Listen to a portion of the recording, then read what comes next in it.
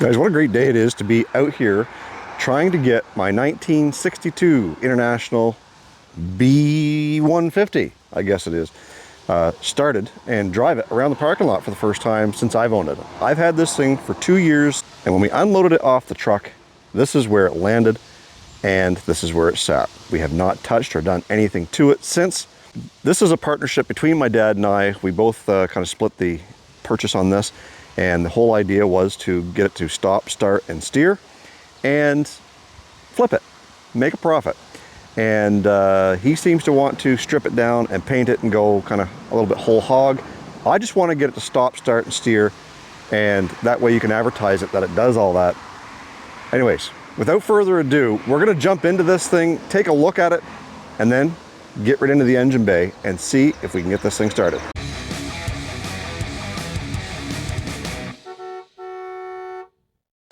And if you're wondering why I'm wearing the old farm hat, well, it's because we're working on a farm truck. And I'm a ginger and I burn easily, so the back of my neck and the back of my legs are going to catch a little bit of sun today. Anyways, this is a 62. It's a B150. I mean, you can tell because it says so right there. These trucks were very hard to identify to the average car guy. Unless you're an international enthusiast, sometimes you didn't know. When I first bought this thing, I had asked a lot of guys, what they thought of it. And when I was telling them it was a 62, they said, no, those stacked headlights, they didn't come in 62, or they were a different style in 62. But you got to remember, this is Canada. And some of these, apparently, the body styles carried over from year to year in Canada, whereas in the US, they may have looked different. It does have a little bit of a whiskey dent here. That whole fender is kind of pushed in. We'll be able to pull that out. All 6 of these tires have air in them, and they're holding air, so I'm guessing they've got tubes. We've got the, looks like a maple running board there. It's had a couple of patches in the past, back in the day when they used to braze things. We've got the rear view mirror on this side that has got a turn signal. I'm sure that probably worked once upon a time, but the wires are just kind of hanging here. Gas tank used to be behind the seat. Somebody at some point has run a fuel line out under here, which is likely where we will hook up our tank. And it used to be, I think, just an old farm truck, hauling wood, hauling hay. Who knows what this thing did over the years. It's got the 2-speed rear axle. It's a huge one. I'm not sure if any of that works because obviously we've never driven this. And it's got the collapsible bed extension or frame extension here. We just pull this out and that'll flop down. There are no tail lights on this thing. This has not been on the road, likely ever. And the tires, I don't know if you can see it, but they got a little bit of weather cracking in there. On that side, the tread is actually peeling off. Come around here, and this running board has got a little bit of rot to it, and a little bit of body fill there. Another brass patch. And this is a different rear view mirror. It does not have the signal in it, and it does have a New Brunswick inspection sticker that was last inspected in 1985, therefore expiring in 86. So I mean, shoot guys, we're going on 40 years here since this thing has actually been on the road. And as we come around to the front, this fender is actually in really good shape. We are missing the 1 in the 150 series. We are missing the IN in International here on the fender badge. We've got 1 turn signal up here in the fender. We're missing 1 over here. We've got the tin grill and the double stacker headlight. This is something that kind of brought me onto this thing. Was I'm a sucker for quad headlights, double stackers, and they're round. I think that's pretty cool. Let's get inside and take a look and see what we got in there. A little bit of a creak. The seat is still there. It's not in great shape, but we'll be able to sit on it. This was our seat before we found that, put that in there. Rockers are doing all right.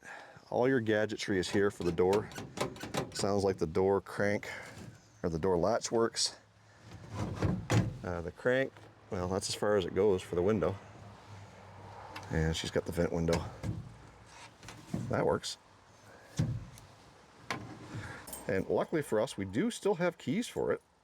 Got a couple holes in the floor. The boots are gone from the shifters. But if we look up here, it looks like we have a low, or a 1, 2, 3, 4, and then reverse is over and up. Got some gauges on it. This thing's only got 70,093 kilometers. This is a Canadian vehicle. It's registered for 100. Yeah, that's optimistic. Got a little star crack here in the windshield. You can see it used to have a headliner. You can see mice used to be here. We've got choke, I'm assuming. B, I'm not sure what that is. Got like a little drawer here for an ashtray. That doesn't want to open very well. T for throttle, maybe. Oh, there's the choke. It's got a C on it. V, that must be vents.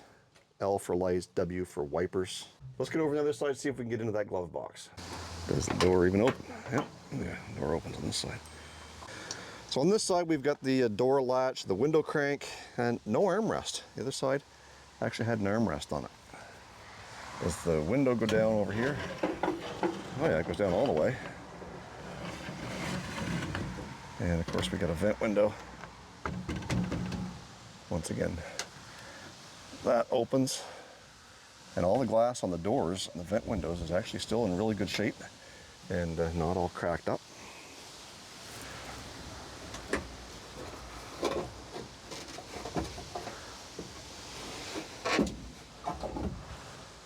So inside the glove box, you can tell the original color used to be like a gray. And we've got super heavy duty hydraulic brake fluid. That's telling us something. We've got some hose clamps, some nuts and bolts, a Zerk. Oh, dinner time. But I bet you that's stainless.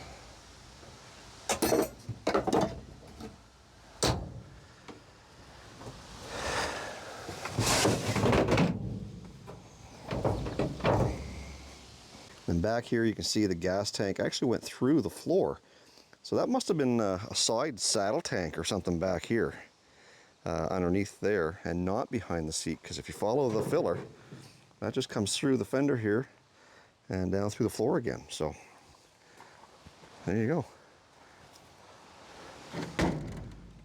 Let's get that hood popped and make sure there's none of these bastards under there getting ready to sting us.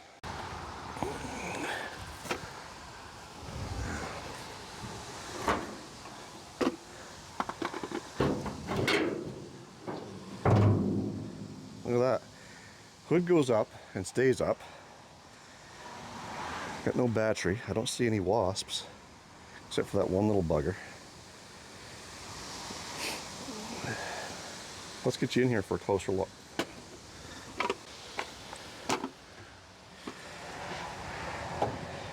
Radiator. Can't really see anything in there. I don't think there's anything in it. The hose isn't all chewed to pieces. We got a fuel filter here, dipstick. Wonder if there's any oil on it. If I remember correctly. Oh yeah, doesn't look too bad.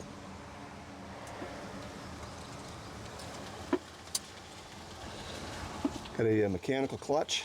You guys see the adjustment there. It's just a little thing. We'll have to get that brake master cylinder opened up. I doubt there's anything in that. Oil bath air breather. No battery. Does have an electric wiper though. That's pretty cool. And distributor, we'll have to get that apart and see, make sure the points are clean down there. Give her the old Mortsky flick. Great big giant horn on both sides over here and over here. And yeah, my starter relay, I'm thinking. Hopefully this thing will turn over. Let's get the oil bath air cleaner off there and make sure that the Holly carburetor is moving freely.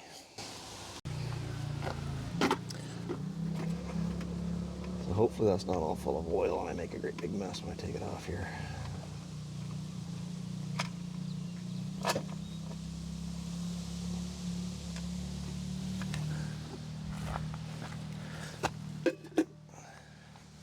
It is greasy though.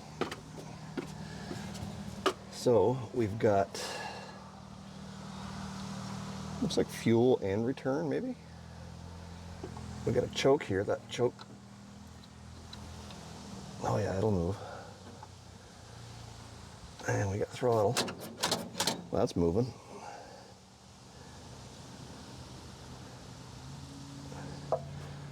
And then we got a big vacuum tube there. No, that's coolant, I guess, going into the heater core. Coolant there off the water pump. But coming around here, we got a big hole in the side of the intake. But when I stick my finger in there, I can't tell if it's just an empty chamber or if it's actually a hole into the engine inlet. Let me get you in here for a closer look. So right down in here, you can see there's a crack and there's a hole. I can stick my finger right into it, but I feel like there's another bowl or something in there, like a tube. So that might not be a problem. We're gonna have to get that carburetor off, I think, though, to see down in there, because if it is open to lose vacuum, then we're gonna have to get some JB quick and seal that up so that we can actually try and get this thing running. So I think that's what we'll do. We're gonna start trying to get these lines off. And there's 2 bolts back there, and then we got the throttle and the choke. Let's work away at getting those off. Alright, I got some wrenches here.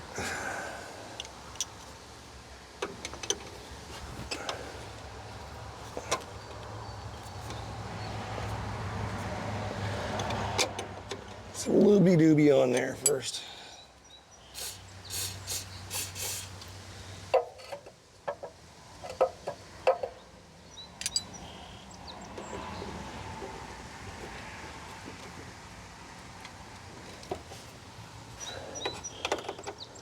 It's so awkward.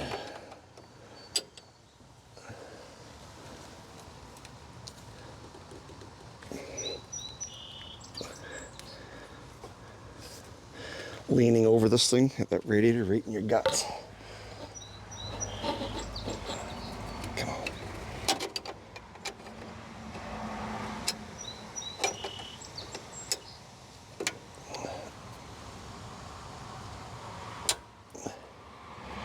Ooh, yeah. That one will go. Let's try the other one.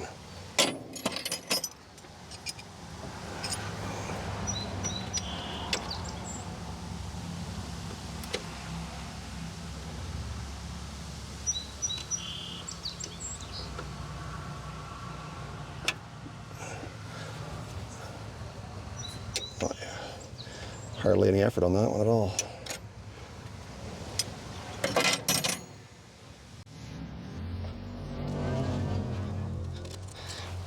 Those out of the way. And of course, that's both of those are screwed on there, that cable. There's solder pin on the back for the throttle. Is there? Oh, yeah, right there.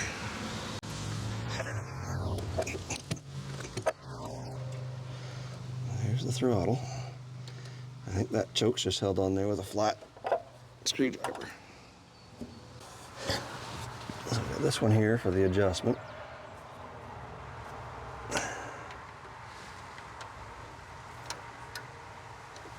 And this one back here somewhere.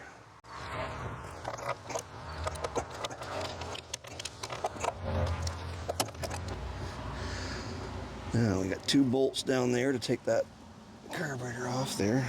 I doubt those are going to come very easy.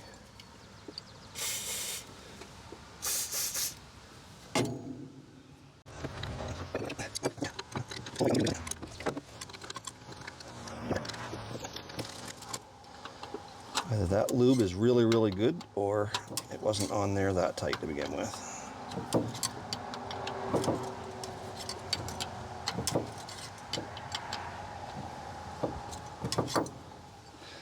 This side over here might be a different story.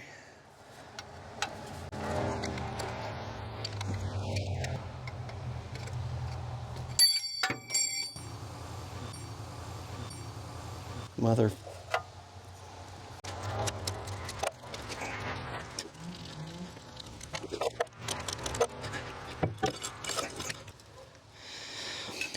And we got that off there, and I would say that that's probably some sort of a vacuum port there too.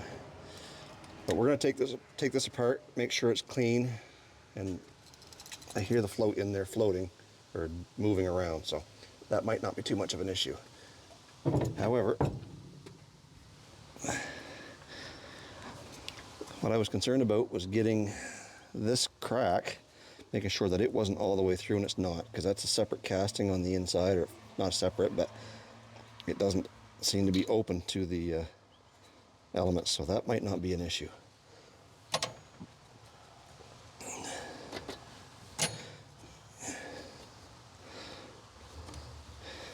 No, that's not compromised, I don't think at all. That's just on the outside part of that casting, I'd say.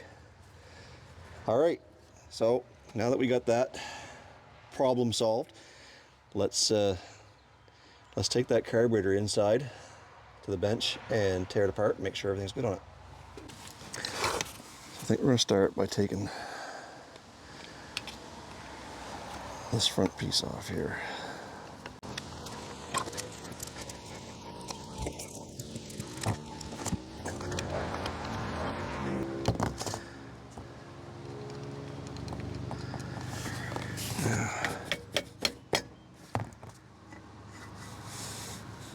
See, that's clean.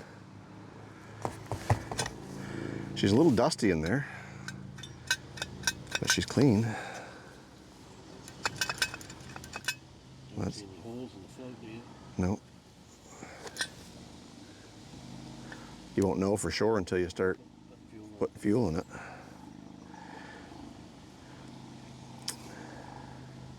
might fire right off. I think it might. I don't know if I'm going to touch it. I don't think I would. I think we'll put that, we'll spray a little bit of brake cleaner in there, clean out some of that dust. I'm going to put that cover back on. We're going to put it right back on the truck and call it good. So I'll see you back at the truck. All right, so we got our carburetor back on. We got our lines back together. And what we're going to be doing with the fuel is we are going to be taking it apart right here at the fuel filter. And because we've got our own fuel filter on the electric pump, I don't know how long it's been since that's done anything. It could be all crusty, could be full of dust and dirt. So we're going to drop this and probably end up having to cut that hose because she's pretty crusty anyway. Yeah. Ain't much left of that. And we can just take this, we're going to bend it out of the way. It does have the original fuel pump, and I think I'm going to, it's just sucking air from the source. We're not worried about that. I thought this was a return line. Now that I follow it, it's a vent for vacuum. So if you follow that back, it goes into the distributor. So vacuum vents, I guess. So we want this to go over to here. So I've got to have a hose clamp on that. And that does not have a flare on it, so there shouldn't be too much pressure anyways. It's just a couple pounds on that thing. I think it probably tells you right on it somewhere. Made in China.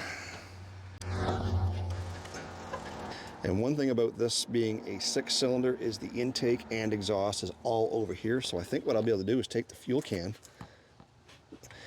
set it right down in here on top of the steering box, and then I can kind of fish my hose right down into it. So let's get the gas can down there, make sure she's gonna fit.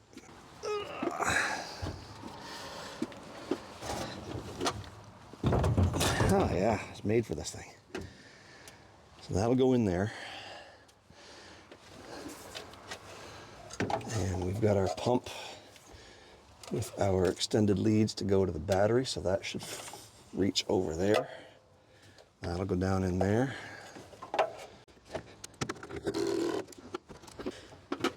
So we're just going to stuff that down in there for now, like so.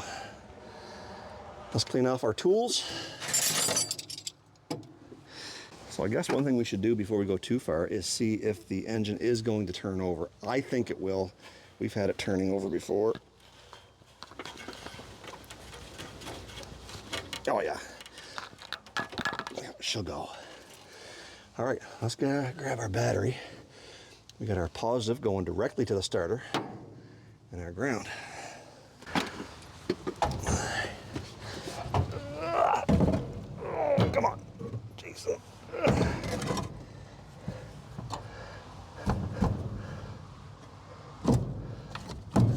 So take our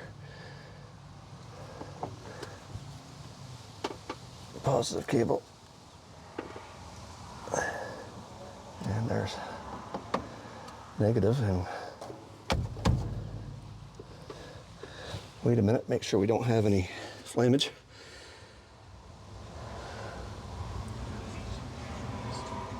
And then we can test our pump, see if our pump's working.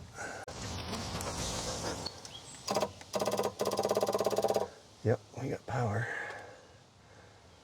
All right, so what we're gonna do is we've got power going to the pump.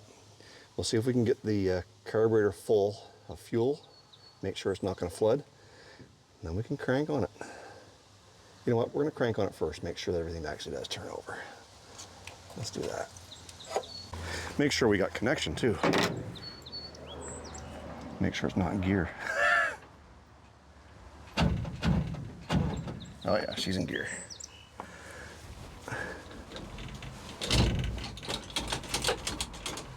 Not anymore.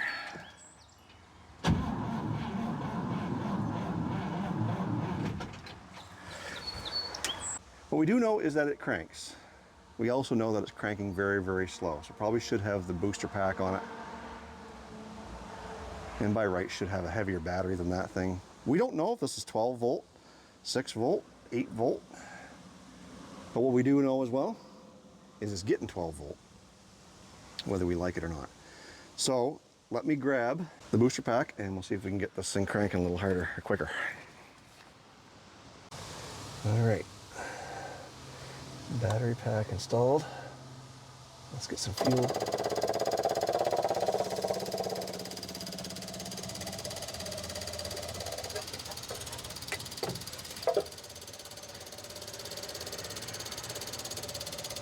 We've got fuel coming up into our filter here. Now let's see if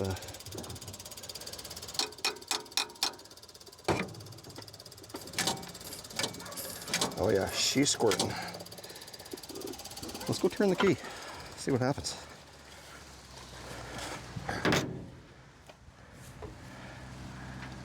Slingshot engaged. I better move that rag. Get caught up. Oh, shoot.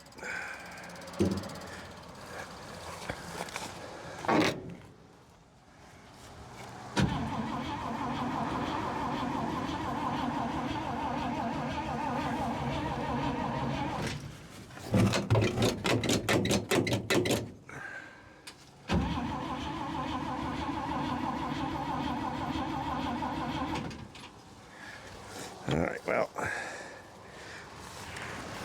I guess we forgot to check spark, didn't we? So, my guess is that we don't have spark. I'm gonna take this off here. That's just clipped on there, so that should be an easy access. Get the fuel line out of the way temporarily.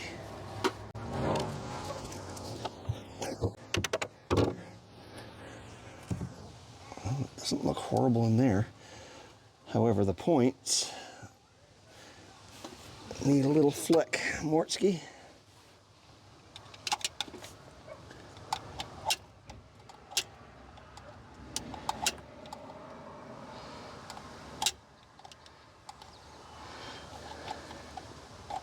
Let's get a little piece of paper in there. And get that side. that back on there, and then we'll test our spark. Pull the coil wire off. And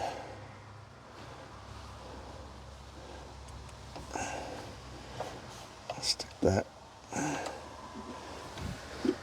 somewhere where hopefully you guys can see it.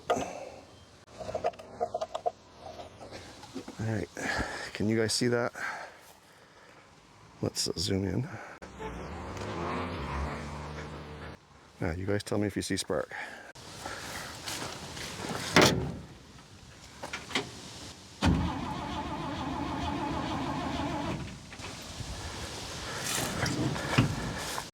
Well, I couldn't see it on the playback. I could hear it snapping.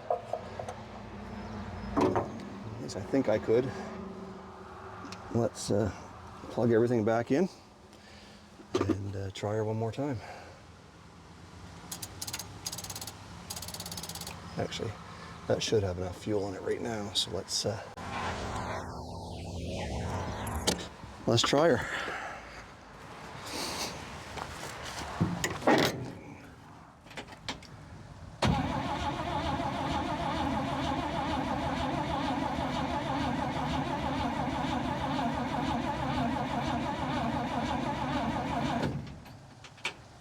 Alright, well, I guess I'm going to run in and grab our spark lighter tester thingy. And we'll verify that it is the firing order 153624. So number 1 is here. 1 5. 1 5 going that way. Assuming that's the rotation. 1 5. 3 6.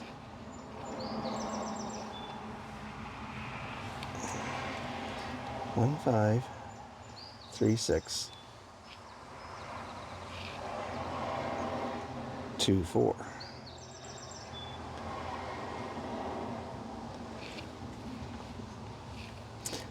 All right, let's go grab the spark tester thingy.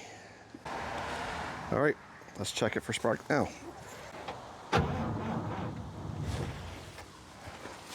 Not without juice, we don't. Let's hook up more juice. Turn that on.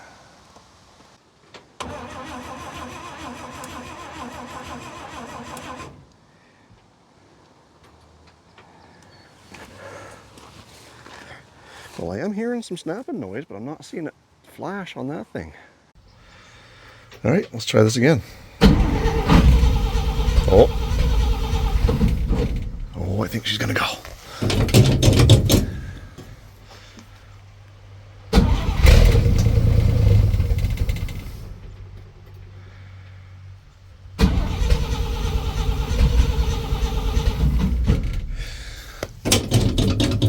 More fuel. Third time's a charm. Yeah. Clearly it runs. An exhaust leak up front there. It's not smoking. And it is smooth.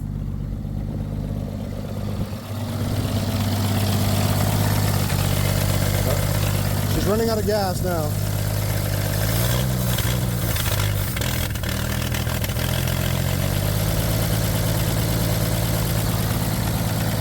Yes, 62 International has not run. We're going to try and drive it here in a minute and see if we can pull it out from this spot that it's been sitting for 2 years. We'll be right back.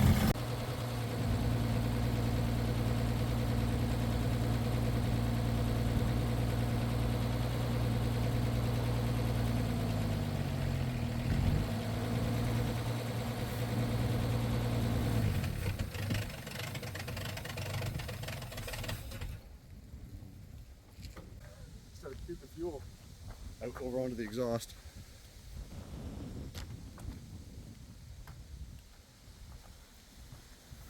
And right now, that's about the only thing that's smoking is the fact that the I don't know where this fuel was coming from. Maybe the power valve, but anyways, she started puking all over. It's all over the exhaust. So we're gonna let that evaporate for a little bit and get some of our tools cleaned up, and then see if we can't get this thing to roll around the driveway.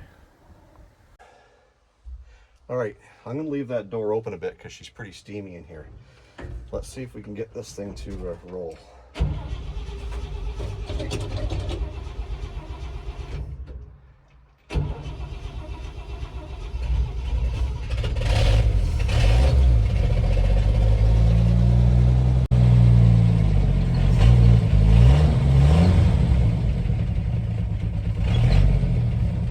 First gear. Let's see what happens here.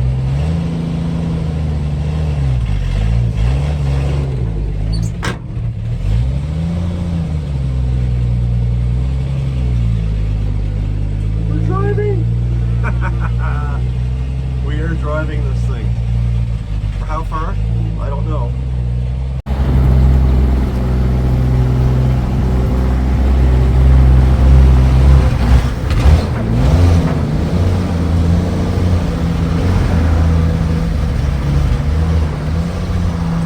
Clearly don't have much for an accelerator pump.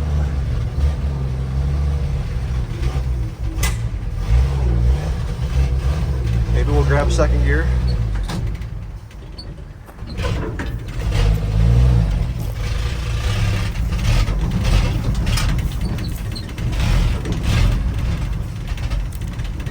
I think we're running out of fuel.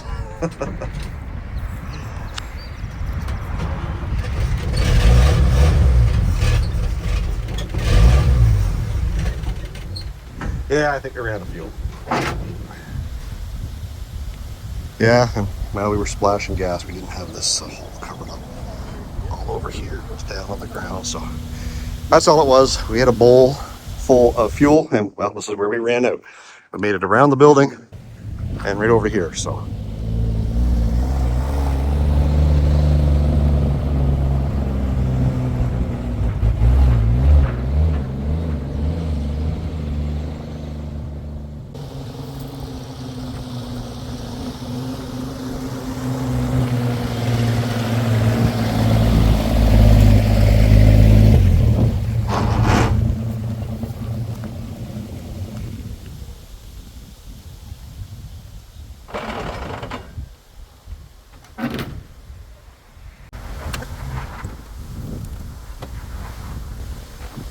Well, we know she starts and she steers, but clearly she don't stop very well. Well, there you have it, guys. There is the 62 International that hasn't run in years. We made a couple of laps around the garage, over around the house. It's got no brakes, so we had to shut her off, let it kind of roll to a stop. The biggest thing about this truck and the great debate is the patina.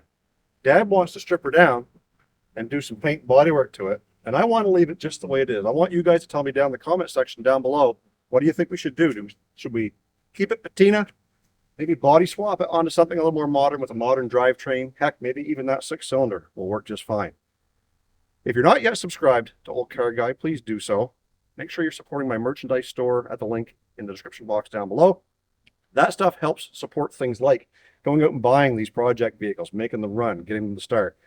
This thing's going to need a lot of work. I'm not sure how far we're going to go with it, but we still need a donor vehicle too, maybe, if we're going to body swap this thing. Maybe a Panther platform. I've got one sitting over there. It runs and drives. Let me know down in the comment section down below what you guys think. Stay focused on the windshield, not the rearview mirror. I love you guys. God bless. We'll see you in the next one.